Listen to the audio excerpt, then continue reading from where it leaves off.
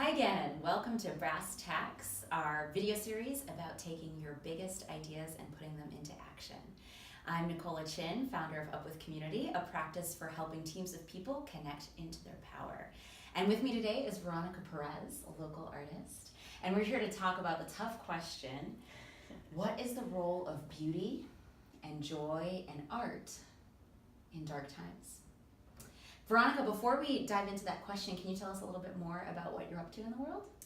Sure. I just moved to Portland, Maine about 4 years ago. Nice. I work at Bomb Diggity Arts, which is a center for adults with intellectual disabilities, and we teach them art, social skills, making movies, media, stuff like that.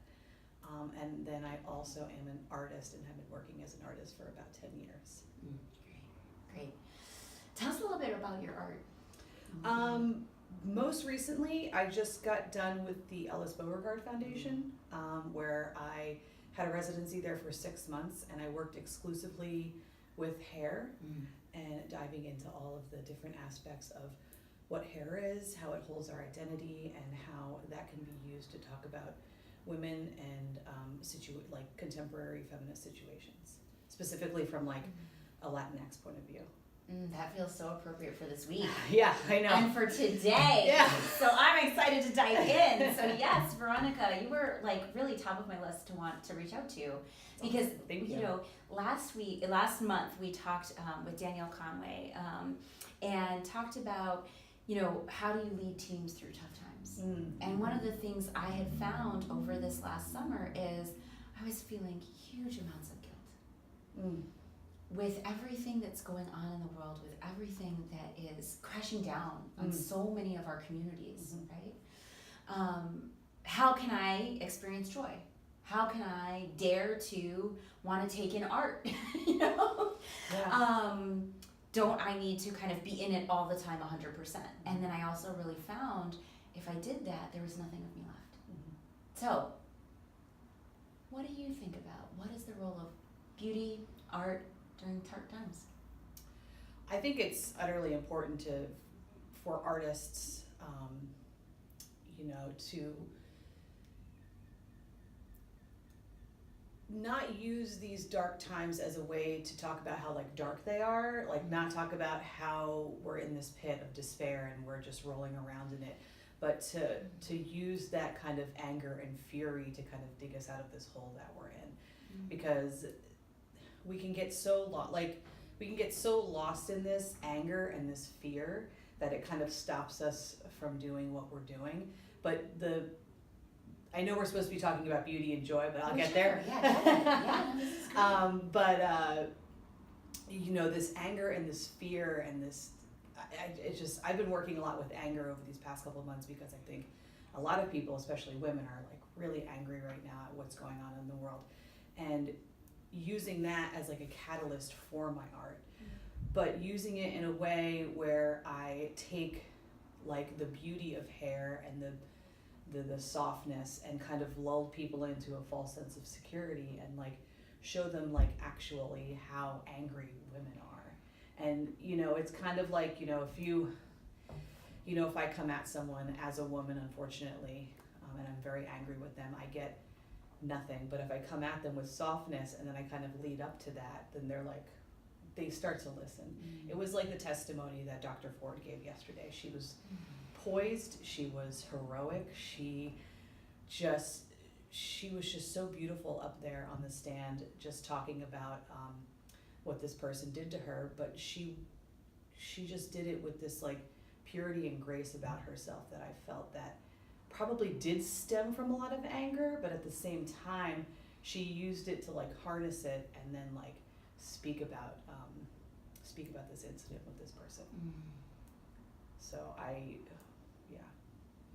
So art as a place of encountering our emotions, yeah, definitely, rather than suppressing them. Exactly, yeah. And I think I thought for a long time, especially after the 2016 election, that art that had beauty and joy didn't really have a place in the world. I got really cynical and really angry about artists that made art purely about beauty and joy, because I'm like, there's so much stuff going on in this world right now that I can't see that light at the end of the tunnel. I can't see that I can't look at that beautiful painting and think about anything happy because everything seems so dark right now. But, you know, in this time of like mass shootings and, you know, Black people being shot and just this administration like totally taking over,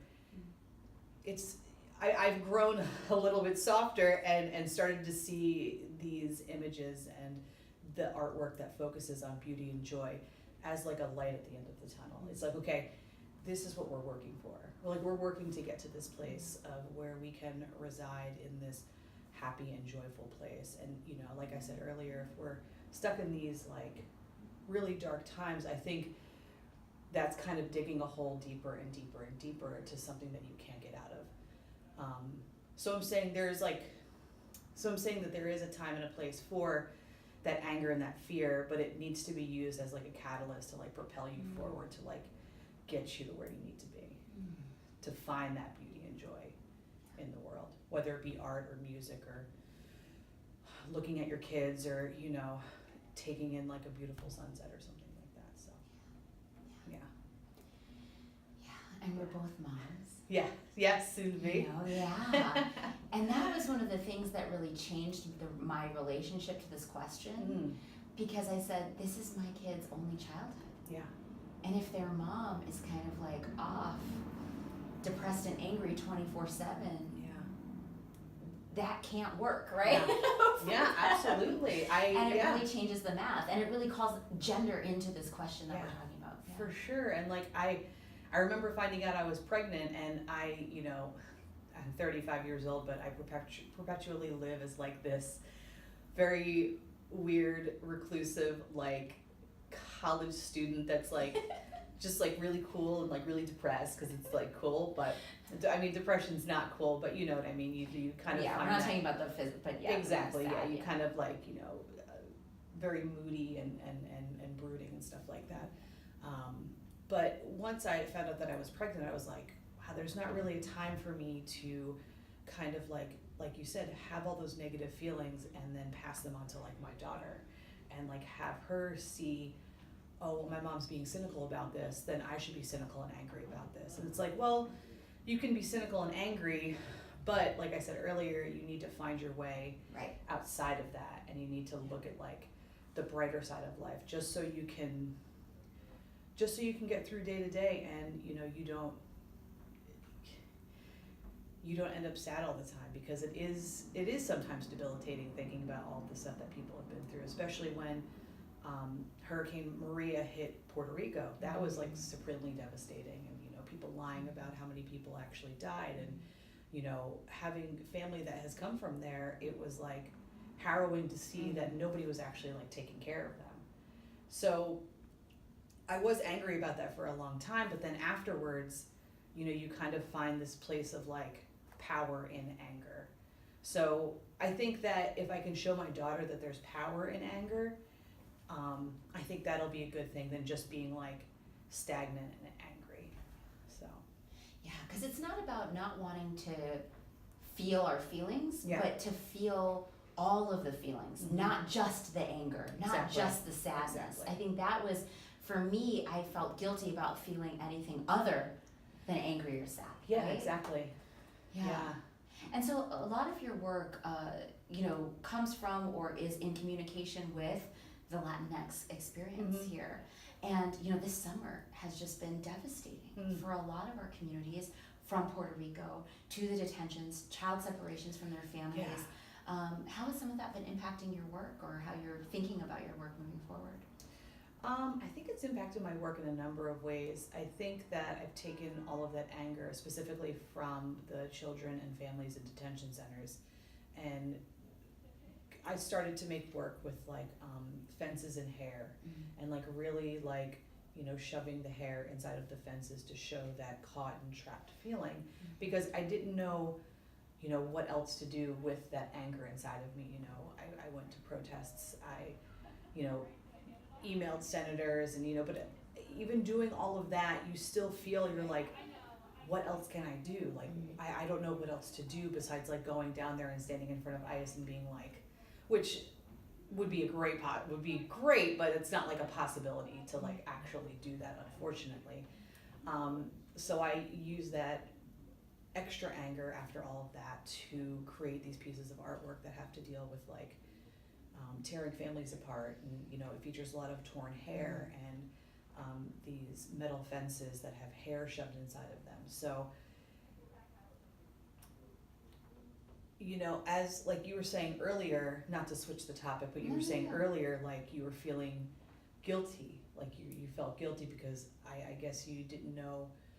Was it like the displaced anger that made you feel guilty, or Well, was it's it more? Like, am I allowed to be happy in this moment? Yeah. When so many people are suffering. Yeah, and that's like I felt guilty for feeling guilty because I do have a privileged life. I was able to get my master's degree. I do live in the United States where, I am a citizen of the United States. So I wanted my anger to be like conducive to helping the people. I didn't want it to be like this brooding kind of like self-inflicted anger that was just making me, sad, but I wanted it to actually be anger where I could like make change. And the biggest way that I've found to make change is to make my art, because then people ask what it's about and they're like, oh, I didn't know it was about that. And then you get into a conversation with them about that, and then they find out you're a Latina, and then you talk about that, and you talk about your experiences versus like a white person's experience. So I think I did feel guilty for a long time this summer, like making my artwork, because there were so many people in pain, but I saw that through my artwork, I was having these conversations with people, educating people on what was happening, and that to me helped me channel this anger and this grief about being this very privileged artist that was able to work on this, that was able to work all summer on her art into like educating people onto what was really going on. So yeah. I love that you're talking about the power of anger and passing that on to our daughter. Yeah, I think they could use it.